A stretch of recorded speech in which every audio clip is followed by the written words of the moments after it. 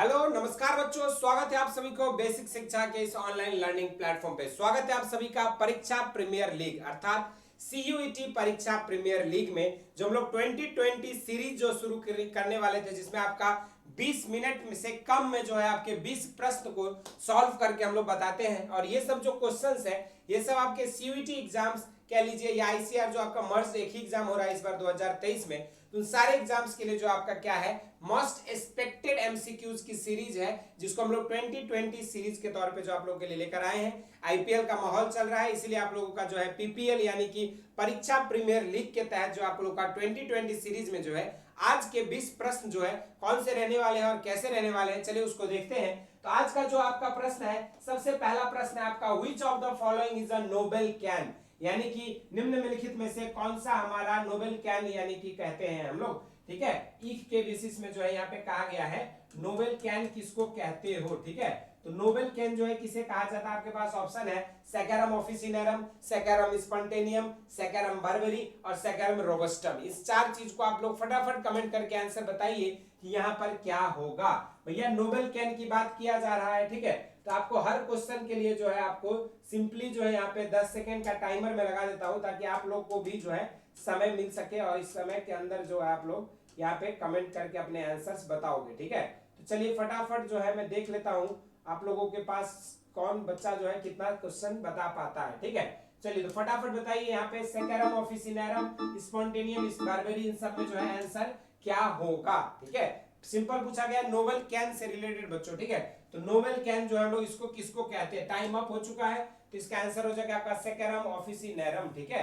Saccharum barberry को जो है हम लोग क्या कहते हैं, इसको हिंदी में ये आपका बोटेनिकल नेम गलत दिए गए हैं, ठीक है। सैकरम बार्बेरी को जो हम लोग क्या कहते हैं, इंडियन कैन कहते हैं। क्या कहते हैं बेटा, इंडियन कैन कहते हैं। और सैकरम साइनेंस, स्पॉन्टेनियम, रोबस्टम वगैरह जो है इसको हम लोग वाइल्ड कैन कहते हैं। वाइल्ड कैन जंगली है ना, ये सब होते हैं। उसके बाद सैकरम साइनेंसिस जो है इसको हम लोग क्या कहते हैं बेटा, सैकरम साइनेंसिस को जो हम लोग चाइनीज कैन कहते हैं, ठीक है। चाइनीज कैन कहते हैं। तो ये सब आपके अलग अलग बोटेनिकल नेम्स, इनको ध्यान देना जरूरी है। नेक्स्ट क्वेश्चन पूछा गया आपका, एक गठरी कपास का वजन कितना होता है, ठीक है। आपके पास 170 केजी, 180 केजी, 178 केजी और 200 केजी करके आपके पास चार ऑप्शंस दिए गए हैं। आपका समय सीमा जो है समाप्त हो चुका है, तो फटाफट आप लोग का आंसर क्या आया है, 170 केजी जो है आपका एक गठरी कपास का वजन होता है। 180 जो है आपका जूट का वजन होता है। जूट के केस में जो है 1 बेल ऑफ जूट का वजन जो होता है ये हमारा कितना होता है, तो 180 केजी होती है, ठीक है।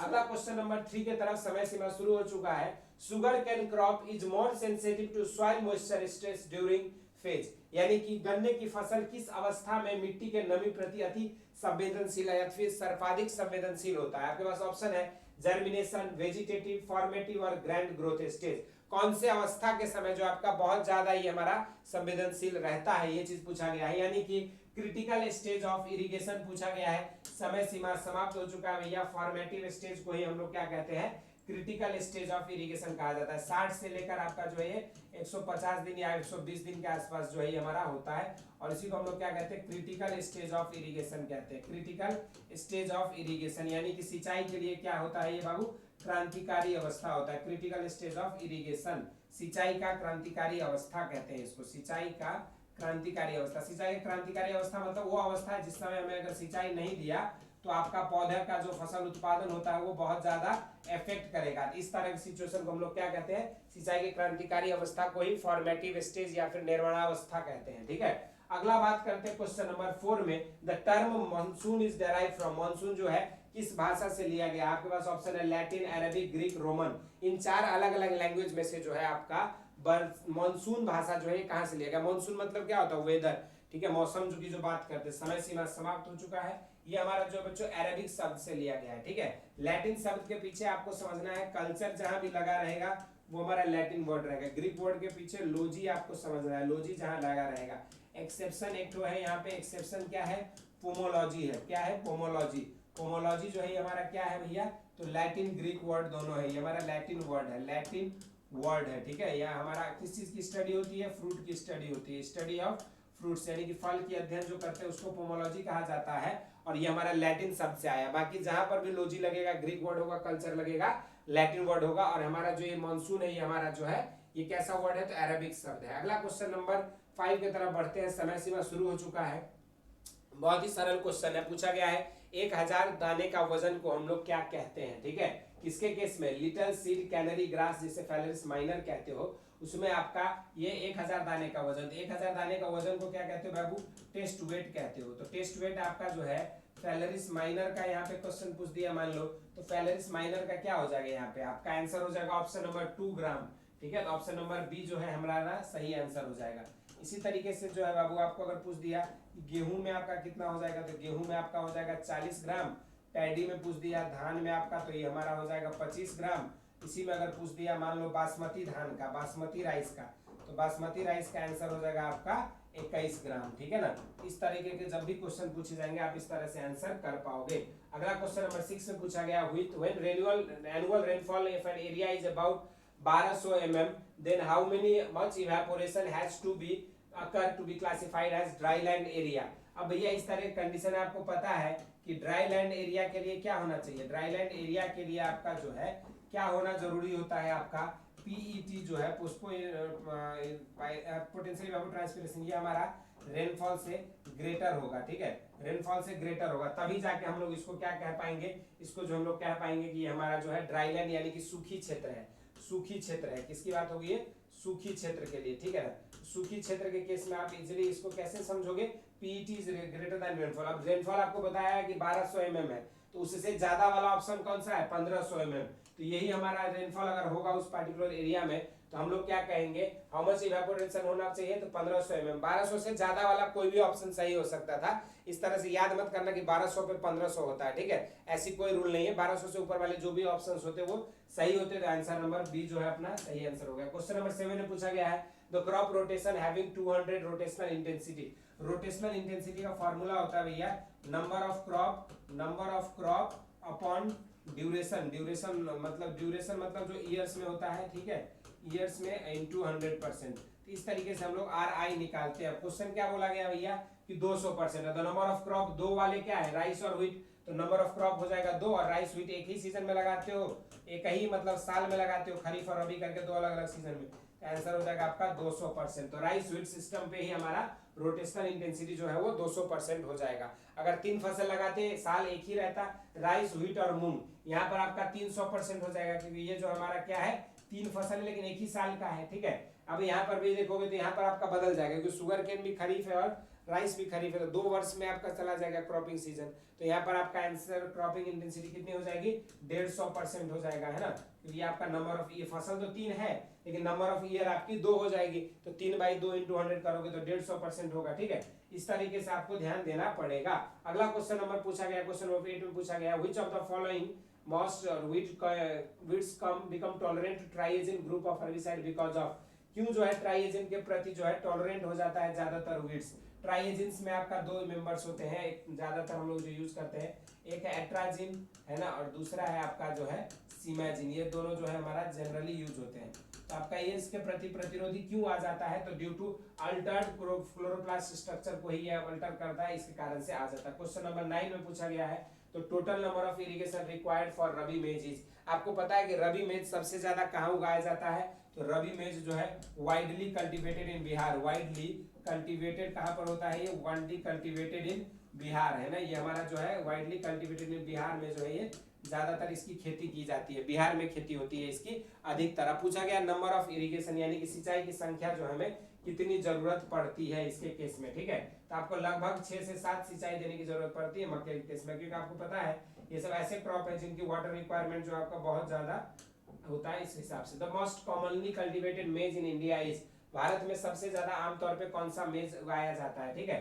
सैकराटा को हम लोग क्या कहते हैं, स्वीट कॉर्न कहते हैं। क्या कहते हैं बेटा, स्वीट कॉर्न कहते हैं। ये सब इंडोस्पर्म के बेसिस पे सुरतेभान साहब ने ये दिया था। इंडियन टाटा को हम लोग डेंट कॉर्न कहते हैं। क्या कहते हैं, डेंट कॉर्न कहते हैं, ठीक है। अब क्वेश्चन पूछा गया इंड्यूराटा को हम लोग फ्लिंट कॉर्न कहते हैं, ठीक है, फ्लिंट कॉर्न कहते हैं, ठीक है। इवर्टा को हम लोग जो है यहाँ पे देखोगे, अब यहाँ पे बताइए आप लोग आंसर क्या होगा, ठीक है। इंड्यूराटा, इंडियन टाटा, तो फ्लिंट कॉर्न जो है भारत में सबसे ज्यादा उगाया जाता है, तो इंड्यूराटा। इंडियन टाटा जो है सबसे ज्यादा कहाँ उगाया जाता है, यूएसए में किया जाता है, ठीक है। स्वीट कॉर्न जो होता है वो कैनिंग पर्पस के लिए, डब्बा बंदी के लिए यूज होता है, कैनिंग पर्पस के लिए सुइटेबल, कैनिंग पर्पस के लिए सुइटेबल, कैनिंग पर्पस के लिए सुइटेबल आपका कौन सा होगा, तो सैकरम और फिर जिया में सेकेराटा। ठीक है, अगला क्वेश्चन नंबर 10 के हो गया। क्वेश्चन नंबर 11 की तरफ बढ़ते हैं। द इंटरनोड और steam elongation occurs during the stage of, किस अवस्था में होता है आपका नोड और इंटरनोड का इलोंगेशन। ठीक है, ये सब आपके अलग अलग स्टेजेस है, ग्रोथ स्टेजेस है आपके क्रॉप का। फटाफट बताइए किस अवस्था में आपकी इलोंगेशन होती है, जो तना बढ़ता है ना वो कब होती है। टिलरिंग में तो कल्ले निकलते हैं, ज्वाइंटिंग, बूटिंग और हेडिंग। ठीक है, आपका आंसर क्या हो जाएगा भैया, ज्वाइंटिंग स्टेज में आपका इंटरनोडल इलोंगेशन जो है ज्यादा होता है। क्वेश्चन नंबर 12 की तरफ बढ़ते हैं। Question number 12, which one of the following is a variety of Bengal gram, इनमें से कौन सा आपका जो है बंगाल ग्राम या फिर चना कह लो या फिर इसको आप जो है चिकपी कह लीजिए या ग्राम कह लीजिए, उसकी वैरायटी है। आपके पास ऑप्शन है रचना, राधे, स्वर्ण रेखा और T163। ठीक है, कौन सी वैरायटी इनमें से जो है आपकी ऐसी वैरायटी है जो आपका मुख्य रूप से इसमें चना बंगाल ग्राम की वैरायटी है, तो आंसर हो जाएगा राधे वैरायटी जो आपका क्या है, ये मुख्य रूप से आपका जो है किसकी वैरायटी है। तो क्वेश्चन नंबर 12 में आंसर हो जाएगा आपका ऑप्शन नंबर बी जो है राधे। क्वेश्चन नंबर 13 में पूछा गया था popular varieties of black gram यानी कि Vigna mungo is, popular variety T9, Pusa Falguni, Pusa Do Fasli, Pusa Rituraj. तो ये जो हमारा T9 जो है ये हमारा जो है किसकी वैरायटी है, तो ब्लैक ग्राम अर्थात उड़द की वैरायटी है। ब्लैक ग्राम को हम लोग क्या कहते हैं बाबू, उड़द कहते हैं। ठीक है, और ये ब्लैक ग्राम और ग्रीन ग्राम में एज अ कवर क्रॉप भी यूज होता है और एज अ कैच क्रॉप भी यूज करते हैं। कम अवधि के भी फसल के तौर पे यूज कर सकते हैं और as a cover crop. Cover crop का मतलब क्या होता है, सॉइल इरोजन को प्रिवेंट करने के लिए, और कैच क्रॉप मतलब आर्थिक नुकसान को ओवरकम करने के लिए ये सब यूज किए जाते हैं। क्वेश्चन नंबर 13 के बाद क्वेश्चन नंबर 14 की तरफ बढ़ते हैं। The correct combination of P varieties, मटर की वेरायटी कौन कौन सी है, अर्किल, मेट्योर, अपर्णा, अपर्णा अवरोधी, रचना अवरोधी तो भैया हमारा किसकी वेरायटी है, चने की वेरायटी है, तो ये तो होगा नहीं है ना। अपर्णा, पूसा, बरसाती भी नहीं होगा, तो आंसर क्या हो जाएगा option number A, Arkel, meteor और अपर्णा जो है हमारा वेराइटीज मटर के होंगे। क्वेश्चन नंबर अगला बता रहा है which one of the following is not a variety of linseed, इनमें से कौन सा हमारा लिनसीड की वेराइटी नहीं है, हीरा, मुक्ता, नीलम। ठीक है, तो आपको यहाँ पे बताना होगा कौन सा नहीं है, नॉट अ वेराइटी पूछा गया है। तो भैया संगम जो है ये हमारा जो है ये किसकी वेराइटी है, हाइब्रिड मेज की वेराइटी है, मेज की वेराइटी है संगम, और आपका संगम वेराइटी जो हमारी क्या है आपकी उसकी मेज की वेराइटी है। तो यहाँ पर आंसर क्या हो जाएगा, which of the following is not a variety of linseed, तो संगम।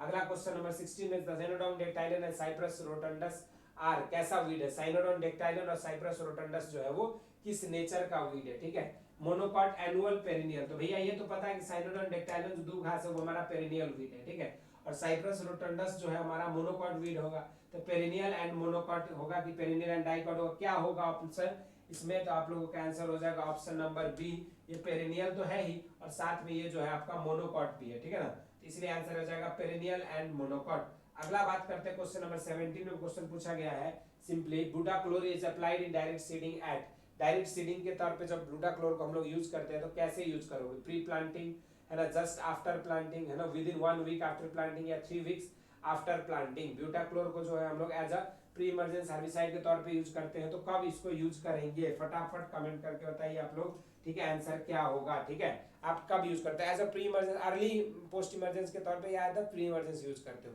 तो प्री इमरजेंस के तरह यूज करोगे तो आप कब यूज करोगे इसको, जस्ट आफ्टर प्लांटिंग, यानी कि पौधे लगाने के 0 से 3 दिन के अंदर, यानी कि 72 घंटे के अंदर जो हम लोगों को इसकी एप्लीकेशन कर देनी होती है। तो जस्ट आफ्टर प्लांटिंग जो है इसके लिए ज्यादा उपयुक्त आंसर रहेगा। अगर मान लो प्री प्लांटिंग करना होता तो पीपीआई, फ्लूक्लोरेलिन की जो बात करते हैं वो प्री प्लांट इनकॉर्पोरेशन, प्लांटिंग से पहले हम लोग इसका यूज कर लेते हैं। क्वेश्चन नंबर 18 में the centre of diversity of rice is, धान का उत्पत्ति स्थान कहां से है, आपके ऑप्शन में दिया हुआ है चाइना, फिलीपींस, इंडिया, जापान। तो आंसर क्या हो जाएगा, बायोडाइवर्सिटी ऑफ राइस, तो राइस की उत्पत्ति जो है भैया हम लोग इंडो बर्मा बात करते हैं है ना, इंडो बर्मा की बात करते हैं या फिर साउथ ईस्ट एशिया की बात करते हैं ना, इंडो बर्मा या फिर साउथ ईस्ट एशिया। तो आंसर क्या हो जाएगा यहाँ पर, तो आंसर हो जाएगा इंडिया है ना, क्योंकि इंडिका राइस जो है उसकी उत्पत्ति तो इंडिया से हुई थी, तो इंडिया हमारा सही आंसर हो जाएगा। लेकिन क्वेश्चन नंबर 19 की तरफ बढ़ते हैं। क्वेश्चन नंबर 19 में क्या पूछा गया है, the stalk elongation in sugarcane is termed as, stalk elongation जो आपका वृद्धि विकास होता है तना का है ना उसको कहते हैं, तो उसको हमारा किस अवस्था में होगा, फॉर्मेटिव स्टेज में होता है, after 60 days after sowing, 60 days after planting, 60 days के बाद जो है ये हमारा फॉर्मेटिव स्टेज है, यही हमारा क्रिटिकल स्टेज भी होता है। ठीक है, और शुगर कैन के इन्फ्लोरेसेंस को क्या कहते हो, तो इसको जो है एरो कहा जाता है। शुगर कैन इन्फ्लोरेसेंस को जो है एक टर्म दिया गया है, इसको हम लोग एरो कहते हैं। शुगर कैन इन्फ्लोरेसेंस को क्या कहा जाता है बाबू, एरो टर्म जो है यहाँ पे यूज किया जाता है। ठीक है, तो इस चीज को नोट कर लीजिएगा। क्वेश्चन नंबर 20 जो आज के सेशन का सबसे आखिरी क्वेश्चन जो है वो है आपका क्वेश्चन नंबर 20, जहां पे आपको पूछा गया है बच्चों कि seed rate of DSR direct seeded rice में आपका बीज दर रेनफेड अपलैंड कंडीशन के लिए क्या यूज होता है। ठीक है, तो नॉर्मली भैया नॉर्मल आपका क्या होता है 100 से 120 केजी हम लोग यूज करते हैं। नॉर्मल ब्रॉडकास्टिंग में आपका जो है नॉर्मल ब्रॉडकास्टिंग में हम यूज करते हैं आपका क्या सा 100 केजी के आसपास है ना, 100 केजी के आसपास 100 या 120 100 केजी पर हेक्टेयर के दर पे यूज करते हैं, 100 से 120 केजी के अराउंड है ना। लेकिन अपलाइड कंडीशन में बोला गया है तो रेनफेड कंडीशन तो ये आंसर जाएगा आपका 80 से 100 केजी। तो ये सब थे बच्चों आज के जो 2020 सीरीज के आपके महत्वपूर्ण 20 प्रश्न और उनके सॉल्यूशंस भी हमने डिस्कस किया है। फिर मिलते रहेंगे आपके साथ आगामी लेक्चर्स में, जहां पे आपके साथ 2020 सीरीज में और भी इंटरेस्टिंग और मोस्ट एक्सपेक्टेड एमसीक्यूज के साथ हमारी मुलाकात होती रहेगी। अगर आप लोगों को ये 2020 सीरीज पसंद आ रहा है या फिर आप लोगों को जो हेल्पफुल लग रहा है तो जरूर से आप लोग कमेंट सेक्शन में बताइएगा, और किन टॉपिक्स पर किस चीज़ पे आप चाहते हो उस चीज़ को भी जरूर से मेंशन करिएगा। धन्यवाद।